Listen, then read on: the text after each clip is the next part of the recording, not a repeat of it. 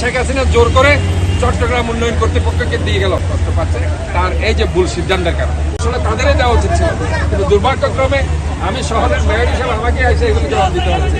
যদিও আপনারা এটার জন্য কোনো কথা বলেন নাই।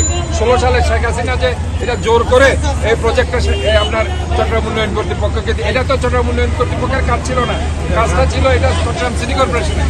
এটা শেখ হাসিনা জোর করে চট্টগ্রাম উন্নয়ন কর্তৃপক্ষকে দিয়ে গেল। এই কথাগুলো আসলে কারণে আজকে শহরের মানুষগুলো আসলে কষ্ট পাচ্ছে তার এই যে ভুল সিদ্ধান্তের কারণে।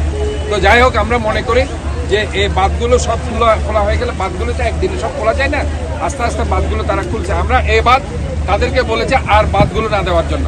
আমরা দরকার হলে যে কাজটুকু বাকি আছে সেটা বর্ষার পরে তারা করবে, এই বর্ষাতে আর তারা কাজ করতে পারবে না। এখন যতটুকু আছে তারা শীত ফাইলগুলো খুলে এটা ক্লিন করে দিবে। রাস্তা যেটা এটা ভেঙে গেছে কিছু রাস্তা, এই রাস্তাটাও তারা মেরামত করে দিবে, মেরামত করে আমাদেরকে তারা বুঝিয়ে দিবে এই মে মাসের মধ্যে। আমরা জানি যে মে মাসের শেষে অথবা জুনের প্রথম থেকে যে বর্ষাকাল শুরু হবে সেটা 6 মাস প্রলম্বিত হবে। কাজে এই জন্য আমি আপনাদেরকে বলছি যে অধৈর্য হওয়ার কিছু নেই।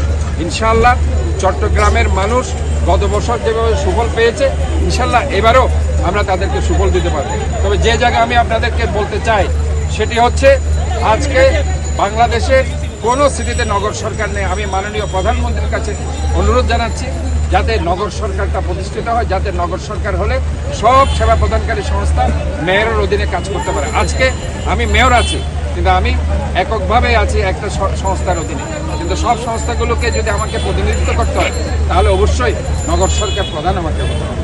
আর যদি নগর সরকার প্রধান এখন করতেও না পারে, আমাকে যদি মন্ত্রী পদমর্যাদা দেওয়া হতো তাহলে আমি সবাইকে নিয়ে সুন্দর করে এই কাজগুলো আরও সুচারুরূপে করতে পারতাম।